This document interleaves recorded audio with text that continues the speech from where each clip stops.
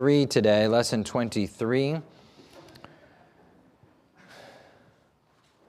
Lesson 23 in your handouts, page number 98.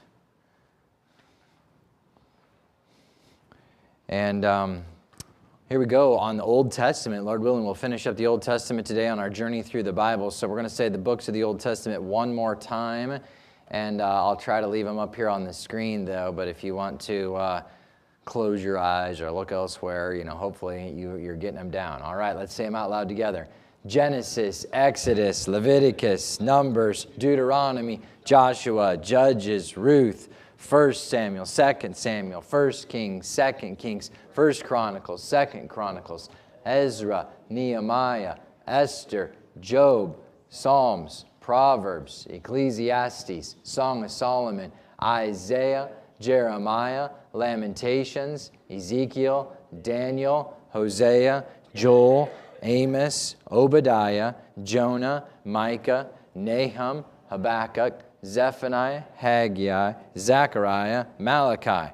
All right, so today we're on the last 6 books, the last 6 minor prophets. We are on, first of all, the book of Nahum. All right, the book of Nahum, and we'll be talking about him as well as the other last 5. Remember a little bit of our dates. We gave out this this chart earlier that compares some of the kings on the right hand with some of the different prophets on the left-hand column. And just because they're written later in our Bibles doesn't mean that they come later. We need to remember that they're interspersed with the different kings and in the time frames that God has, that God sent them to prophesy. Again, here are the 3 different prophecy periods. Before the captivity or pre-exile, before the exile, exilic, during the captivity and after the captivity. We're going to wrap up here with 3 that happened after the captivity. And then we've already talked about Ezekiel and Daniel, who basically happened during the captivity. And then we've got a few today. Here's like Nahum down here and Habakkuk down here. Happened just before the southern kingdom goes into captivity. So keep some of those points of view in mind as we go through this, all right? So to which kingdom is Nahum a prophet? He's a prophet to the southern kingdom of Judah. Your first blank there, the southern kingdom of Judah. And his name means comfort or consolation. He's going to give them comfort and consolation. He's going to give not the Assyrians comfort. He's going to give Judah comfort, even though his prophecy is about the Assyrian kingdom here. He is going to record the destruction of Nineveh. And of course, we remember just from last week that Nineveh had repented under the preaching of Jonah. And let's look at the key verse here. All right, so go ahead and find Nahum in your Bibles. Those tiny little books. Amos, Obadiah, Jonah, Micah, Nahum. Jonah, Micah, Nahum. Nahum chapter 1 and verses 7 and 8 are the key verses. And so let's look here at this. It says, "The Lord is good, a stronghold in the day of trouble, and He knows them that trust in Him. But with an overrunning flood He will make an utter end of the place thereof, and darkness shall pursue His enemies." The prophecy that is given here is a prophecy that's going to be of comfort. That's his name, Nahum. It's going to be of comfort to the southern kingdom of Judah. But it's a prophecy about Nineveh, the capital city of the Assyrian Empire. My date that I give for it is 650. They say here between 661 and 612, all right? 612 is historically the date when Assyria indeed was destroyed by the Babylonians, who were beginning to take over more and more. Nineveh at the time of the prophecy is the premier city on the world stage. Our author here suggests that in a sense, no other Gentile city is focused on as much in the Old Testament as Assyria. Babylon probably being the only other one that's really such a major point of discussion a specific city in that way here. And so Nahum gives this prophecy of Nineveh being destroyed. And it's interesting that as I've studied it out on Nahum on a couple different occasions, I've put some little marks in my Bible about so many of the different prophecies that he gives.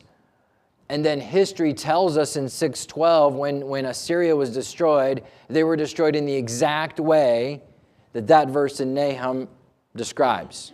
Now, I know that's a real shocker to all of us that believe in prophecy, right? But it's just a good reminder that God gives specifics as to these sorts of things are going to happen, and lo and behold, they do happen, just like he describes here. They are known for their brutality and their violence. Look at chapter 3, verse number 1. Woe to this bloody city! It is all full of lies and robbery. The prey departeth not. Verse 4. Because of the multitude of whoredoms of the well-favored harlot, the mistress of witchcrafts that selleth nations through her whoredoms and families through her witchcrafts. They were a wicked and violent city, which is why Jonah struggled to preach to them. They repent for a while after Jonah's preaching, and then some 150 years later, they're back into their sin, and God brings destruction on them. Let's see here, picture for you. This is a drawing based upon some archaeological digs that they did. This drawing comes from colorized version here. This from 1853. A man by the name of Layard discovered the site of Nineveh, and so he drew this, I think, based upon the ruins there. So pretty major city, pretty wealthy city. As they conquered everybody and took all of their stuff, they became a very, very wealthy city. So pretty amazing here. The destruction and the doom is, we already read verse number 8, but let's go back to it. And here's a place where I have one of those marks that tells us how they were going to be destroyed. It says in verse number 8, but with an overrunning flood, he will make an utter end of the place thereof. How will she be destroyed? With this overflowing flood. It's an interesting thing. There's some discussion about this, exactly how it happened, but all the discussion centers in on the fact that there was a flood. The book here describes the fact that there was heavy rains, causing the wall, a chunk of the city wall to collapse. Some other accounts as well think that the enemy dammed up a portion of it, a portion of the river, and thereby brought a flood upon it. Let me just jump ahead for a second and show you a few things on the map. Here's where Nineveh is. This is the Iraq. And Baghdad is right here where these two rivers come close together. Baghdad's down here, so northern Iraq is the location of Nineveh. And here is, based upon the ruins, here's a layout of the city. And you can see how the river flows through it. All right, and then they use part of the river to make a moat around it and some different branches of it and whatnot here. So here God prophesies that this flood is going to come through and cause the wall to collapse, and that is indeed what did happen there. But then also notice in verse number 8 it says, and he will make an utter end of the place thereof. The Babylonians so destroyed and sacked Nineveh that it just disappeared off the face of the earth. In fact, it wasn't discovered, as is noted here, until 1845. Just so obliterated. Here you can see, this is a picture from the 90s, and here there's a wall of it in the distance, but it's not like you're looking out there and saying, oh, what a great city this is. You're not seeing that. And a lot of these walls, for example, like this one, here's a gate. This is all rebuilt. They find the ruins down in the ground, and then they rebuild a gate on top of it. But it's not like this has been standing here for 2,600 years or anything like that. You could look around here. This doesn't exactly look like the inside of Nineveh, does it? I mean, this looks like a farm field out here. So this place is was just literally obliterated, just exactly as God said. wiped away, buried beneath the sands, as it were there, all right? So much so, I like the phrase that they put there, the author puts here in our text, Nineveh was thought to be a mythical city. You just couldn't find it. Nobody talked about it. It was gone. And so this is something that in the 600s, Assyria is running around bothering everybody. They're the major empire on the world stage. And God gives this prophecy against Assyria, against their capital city, Nineveh, but it's something that's meant to be a comfort to God's people, the Jews, in the southern kingdom of Judah. And so I want to just click back. I got my question out of order here. Let me go back to my discussion question. There we go. What are some situations where we appreciate it when God assures us of the judgment of the wicked? What are situations that are like that? Not that we revel in other people's suffering and in anguish here, but what are some situations where we appreciate it, where it brings us comfort and encouragement in that way? All right, so take a minute or two at your table and discuss that question there.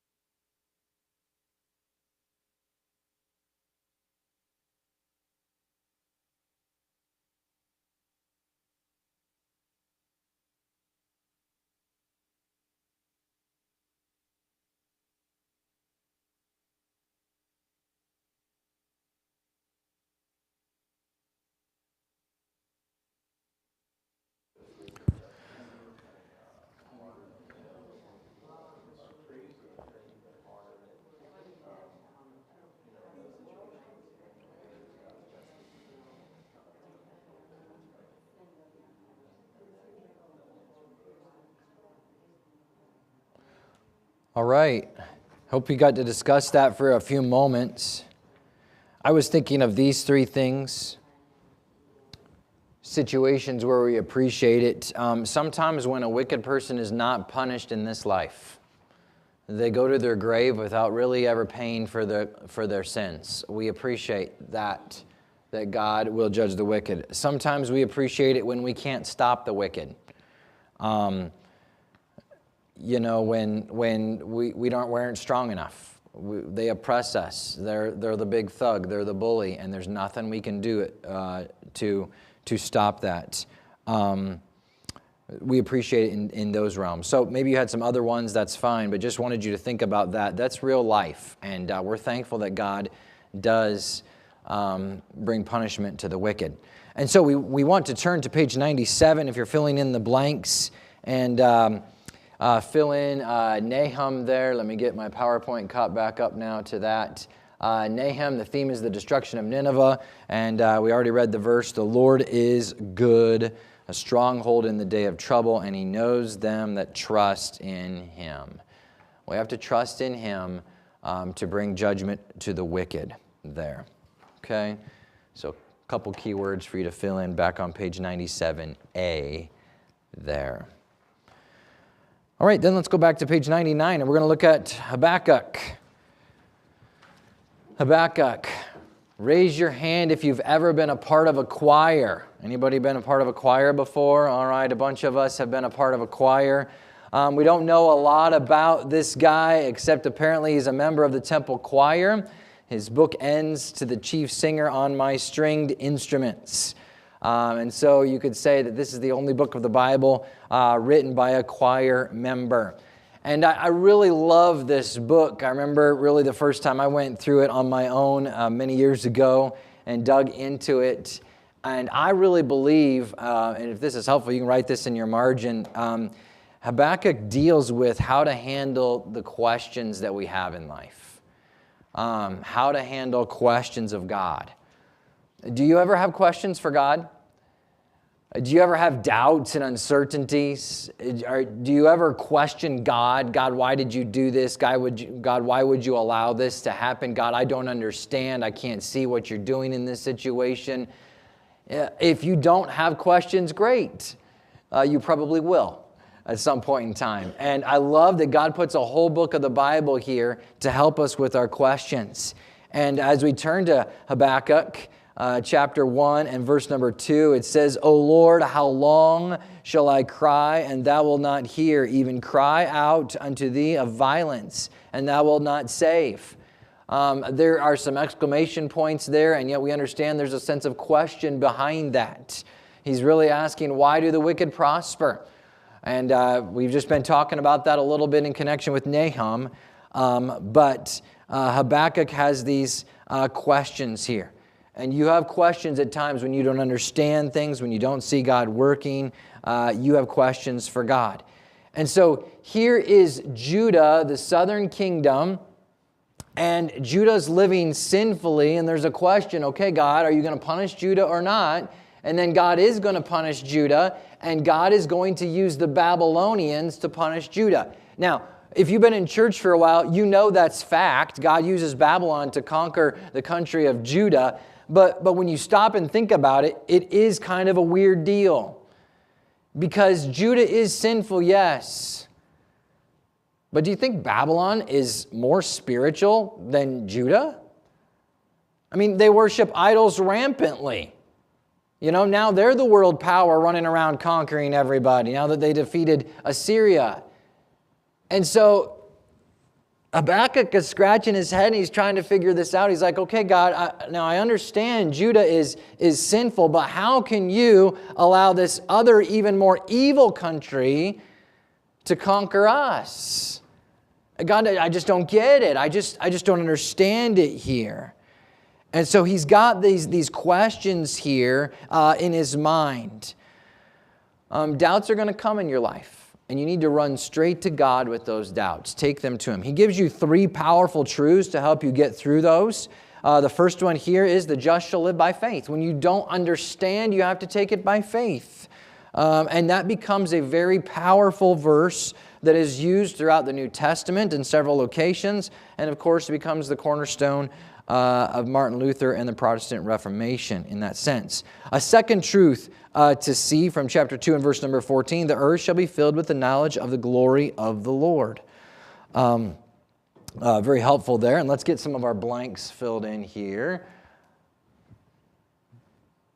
All right, some of the different sins that he's talking about. Verse number 2, shall not these take up a parable against him, and a taunting proverb against him, and say, woe to him that increaseth that which is not his. How long unto him that ladeth himself with thick clay? I don't know if that's a diplomatic way of saying stealing or not. Increasing what's not yours. There we go, stealing, all right. And then verse number 9, woe to him that coveteth, and evil covetousness. His order's going a little bit there. Okay, unjust gain. He's going right to left there. Okay, verse number 19 here is another one.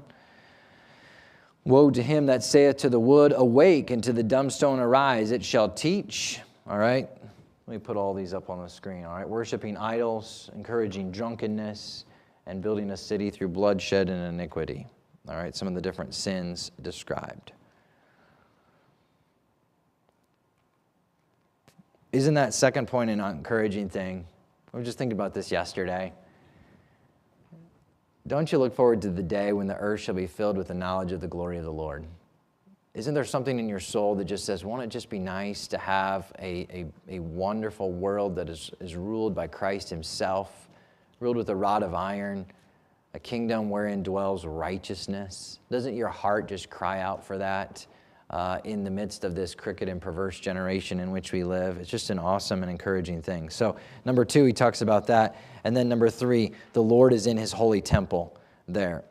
Sometimes we hear the expression, the doctor is in. God's in. He's in his temple. He's on the throne. He's not absent from the events of this world. And what a great song. This is my Father's world, oh let me ne'er forget that though the wrong seems oft so strong, God is the ruler yet. It's an awesome thing. This short little book here of Habakkuk, I have this observation, written to no one but God. It tells one man's story of moving from questioning God to living by faith. It begins with a sob, and it ends with a song. Look at chapter 3, verse number 17. Habakkuk 3:17.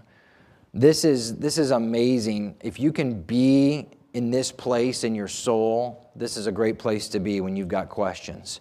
Although the fig tree shall not blossom, neither shall fruit be in the vines, the labor of the olive shall fail, the field shall yield no meat, the flock shall be cut off from the fold, and there shall be no herd in the stalls. Can you be at the place where everything is horrible? Nothing is going right. It's just all really bad. But verse 18. Yet I will rejoice in the Lord. I will joy in the God of my salvation. The Lord God is my strength, and he will make my feet like hinds' feet, and he will make me to walk upon mine high places, to the chief singer on my stringed instruments. What an awesome statement of faith there. If I don't understand, if life is horrible and terrible here, I'm still going to just walk with God. I'm still going to just trust God. Awesome thing. So the book of Habakkuk, I got to give you the things to fill in here. Why do the wicked prosper? The Lord is my strength. There, okay? Can you fill those in really quickly? And then we'll go on to the next book. The date that I have by the book of Habakkuk is 6:17. 6:17, it comes just really before Israel, or the southern kingdom of Judah, rather, is destroyed by Babylon. All right, then the book of Zephaniah. The book of Zephaniah, I have 6:21 for my date there of Zephaniah. Zephaniah is the great-great-grandson of King Hezekiah.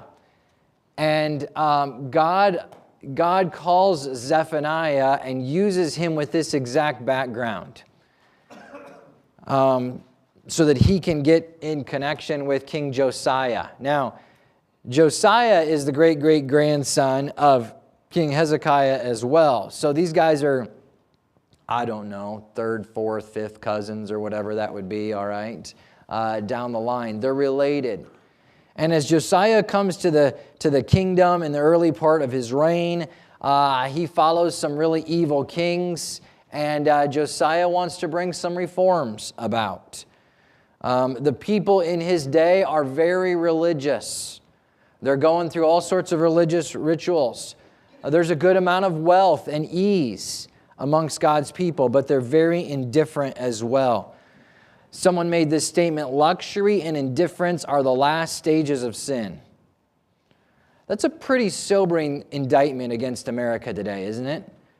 You might not feel like you're in luxury, but you look back a few generations and travel to a few other countries, and we have a lot of luxury here, and there's a lot of indifference too.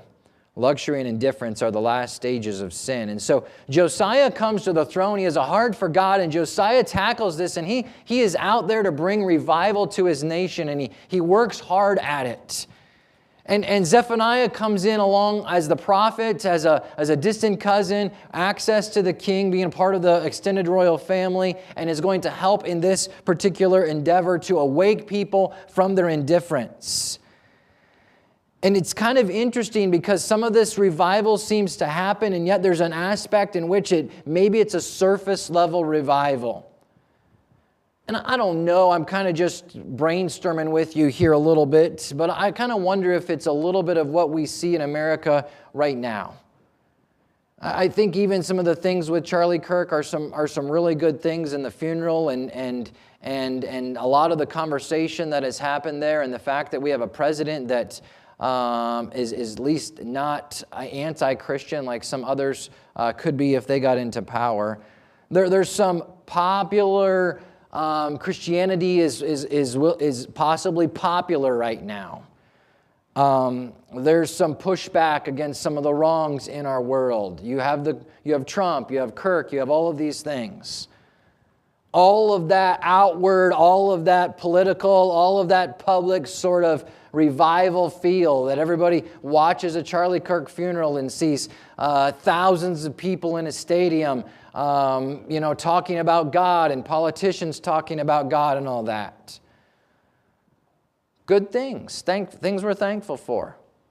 But we're wondering if it's just surface level, or have the American public with their hearts turned to God?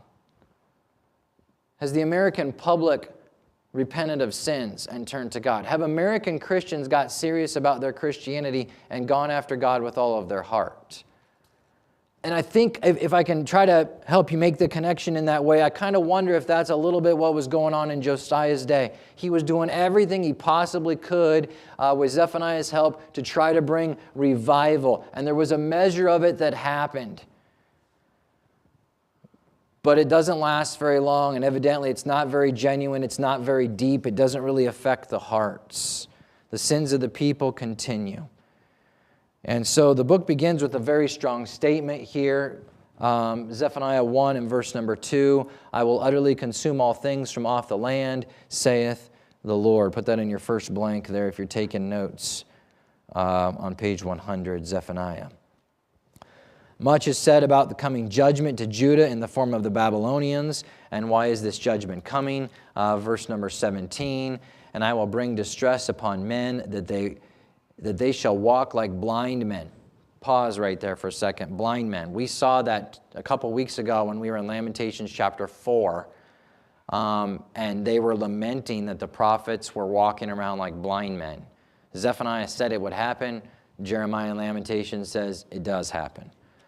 Because they have sinned against the Lord, and their blood shall be poured out as dust, and their flesh as dung. All right, they've sinned against the Lord. That's your second blank to fill in. And what does he plead for them to do? Verse number 3. Well, we could go to, verse number 3 of chapter 2. I've got to give you the right chapter. Zephaniah 2, verses 1 through 3. Gather yourselves together. Verse 3, seek ye the Lord, all ye meek of the earth, which have wrought his judgment. Seek righteousness, seek meekness.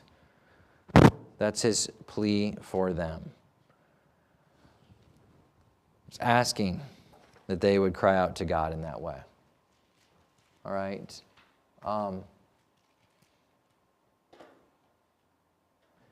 If you were to speak with someone who is indifferent or only spiritual on the outside, what would you say to help them? All right, if you're talking to a Christian who is just kind of going through the motions of it, what would you try to say to encourage them, to help them along the line? All right? There's no way I'm going to get through the last 3 books in the last 4 minutes. So I'm going to go ahead and give you this discussion question. All right? And talk about this for a moment as you think about Zephaniah helping them with their indifference here. Take a couple minutes at your tables and talk about that.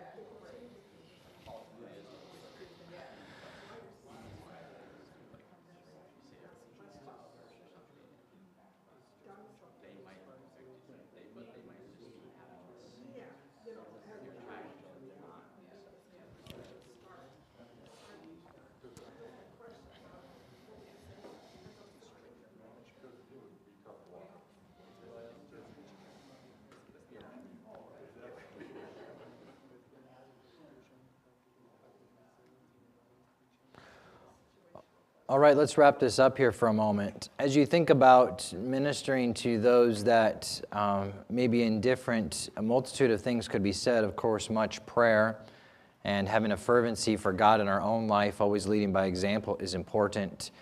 Zephaniah does describe judgment coming. These people are going to experience horrible judgment within just a very few years. If Zephaniah writes in 621, we understand 605, 597, 586 are the three different times Babylon comes through and sacks the southern kingdom of Judah, finally obliterating them in 586 there. So judgment does come. But there's another theme that's in Zephaniah that is interesting to note, and I'll just draw your attention to it here a couple times. Chapter 1, verse 14. The great day of the Lord is near. It is near and hasteth greatly, even the voice of the day of the Lord. The mighty man shall cry there bitterly. He talks about this judgment from God being a day of the Lord. And of course, not only in their time, but in the future, there will be a day of the Lord as well. But he uses this expression, near.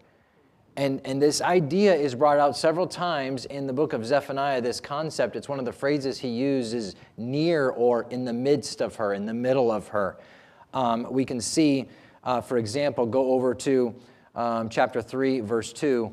Chapter 3, verse 2, she obeyed not the voice, she received not correction, she trusted not in the Lord, she drew not near to her God. Her princes within her are roaring lions, again in the midst of her. Chapter 3, verse 5, the just Lord is in the midst thereof. Just remember, he's in the middle. He's right there. Let's go to the end of chapter number 3, verse 15. The Lord hath taken away thy judgments. He hath cast out thine enemy. The King of Israel, even the Lord, is in the midst of thee. Thou shalt not see evil anymore. Verse 17. The Lord thy God in the midst of thee is mighty. He will save. He will rejoice over thee with joy. He will rest in his love. He will joy over thee with singing. God is near. God is here. He's in the middle. He's watching, aware of everything that is going on. So kind of a sub-theme that we see brought out. Fill in the blanks on 97A. God's approaching judgment, and you need to seek the Lord. Go after God with all of your heart. Fill those things in. Well, next week we will finish up, I guess since I was long-winded today. I got through all 6 last week. But somehow this week I didn't. So we'll finish up the last 3. These are the post-exilic prophets, which means they happened after the exile. And we'll talk about those and have some fun with that next week and some other exercises as well. All right. Thanks for coming. You're dismissed.